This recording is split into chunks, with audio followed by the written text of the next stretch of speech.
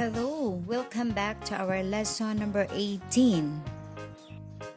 So as we start with our lesson, we're going to sing. Sing with me. Jesus loves the little children, all the children of the world. Red and yellow, black and white, they are precious in His sight. Jesus loves the little children of the world.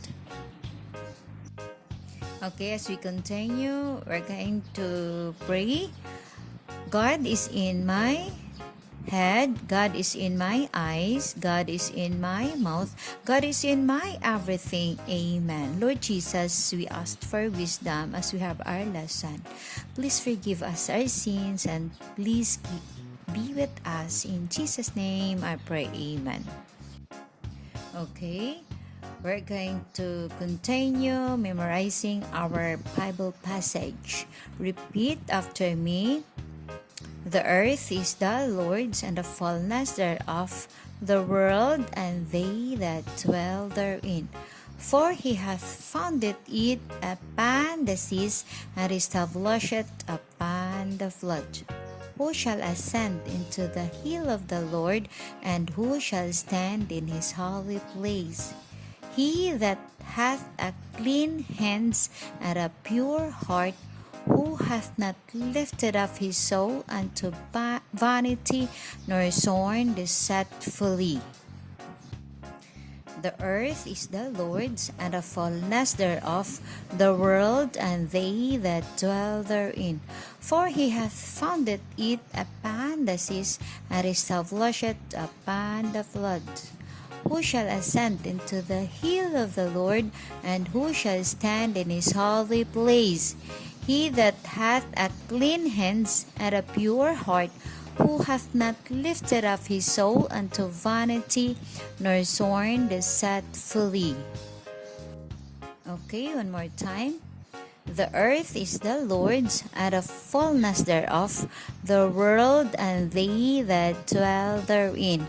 For He hath founded it upon the seas, and established it upon the flood. Who shall ascend into the hill of the Lord, and who shall stand in His holy place? He that hath a clean hands and a pure heart, who hath not lifted up his soul unto vanity, nor sworn deceitfully. Okay, did you remember our lesson last meeting? Our lesson last meeting, it was all about eyes. Our eyes. Our eyes is for seeing. God made everything on this earth. God made mountains. God made hills. God made seas. God made plants and flowers. God made birds and animals. And we can see all these things by our eyes. Thank you, God, for my eyes. I have to take care of my eyes too. Here is our lesson for today. I thank God He has given me nose. What can you see? This is the face of a boy. What part of the face is missing? So we're going to draw the face of the boy that is missing. Okay, the boy has no nose. Okay, we're going to draw a nose. Okay.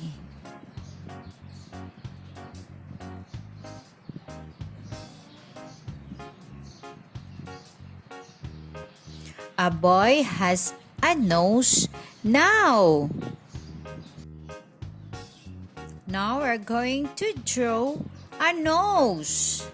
Okay, nose.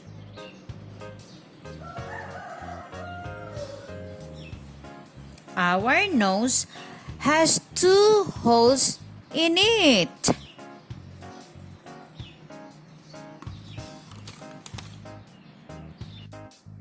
God made air to breathe.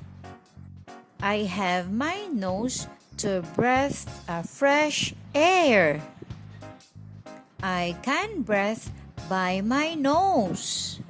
Thank you, God, for giving my nose. I can smell with my nose too. I can smell the object. Either the object is smell good and the object is smell bad. I love my nose. I have to take care of my nose. I will clean my nose by using a clean towel.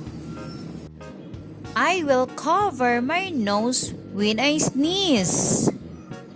My nose has 2 holes. I will not put any object into the hole of my nose. I will always to protect my nose. What body parts help you to smell these objects? Look at the pictures. How does each object smell? This object smell good. This object smell good. This object is bad smell. This is good smell. And this is bad smell. This object have a pleasant smell. And this object have an unpleasant smell. Okay, here we go. We're going to check the object that have a good smell and we're going to cross the object that have a bad smell. Okay. So, good smell, we're going to check. Good smell, bad smell, bad smell, good smell, good smell, bad smell, bad smell, and a good smell. Okay, for today's activities, we're going to draw a nose. A beautiful and a cute nose. Okay, I have my beautiful nose. Yeah, it's very simple. Ayan. Okay, and we're going to draw a good smell in here. Ayan. Good smell. Flower. Now, flower is a good smell. So, we have to draw flower in here. Okay. And then, apple. Okay. Apple also is a good smell. Okay. And what else? Cologne. Okay. Okay, we're going to draw a cologne in here.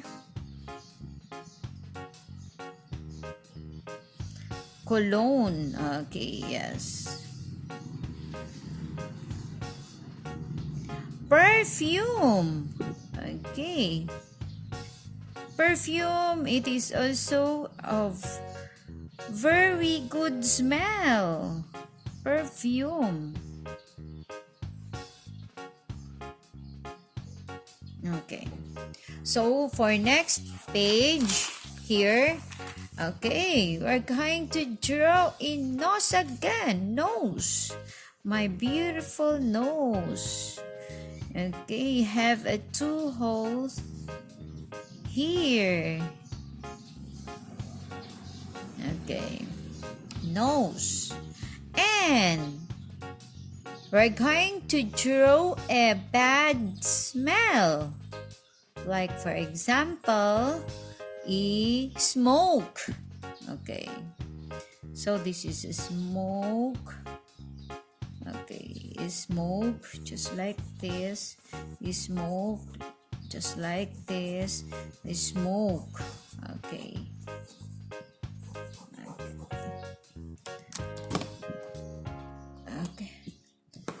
smoke. And then, what else?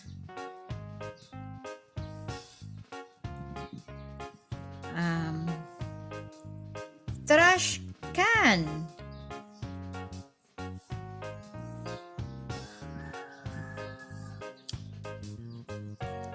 Okay, there's something dirt in here, and in here. Okay, what else? A dead rat. Okay, this is a dead rat in here, and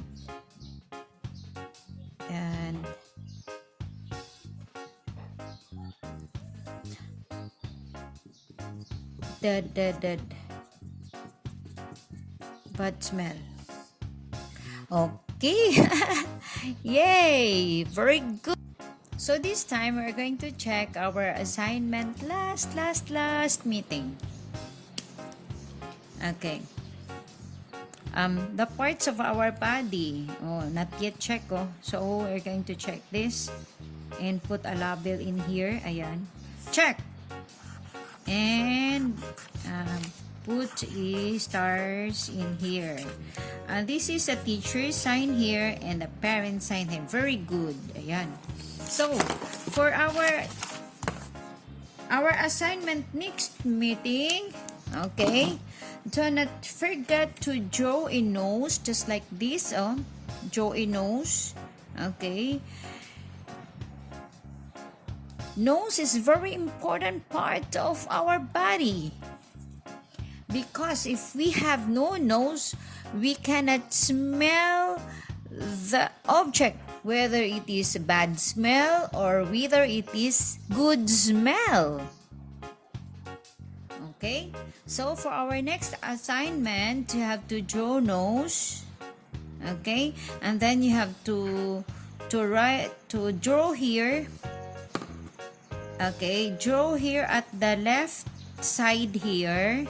You have to draw a good smell object in here. You know, like for example, flower, soap, cologne, perfume, apple. So, in the right side here, in your notebook, you have to draw a smoke in here, no bad smell. Then, a trash can in here, and a dead rat in here, and anything that have a bad smell.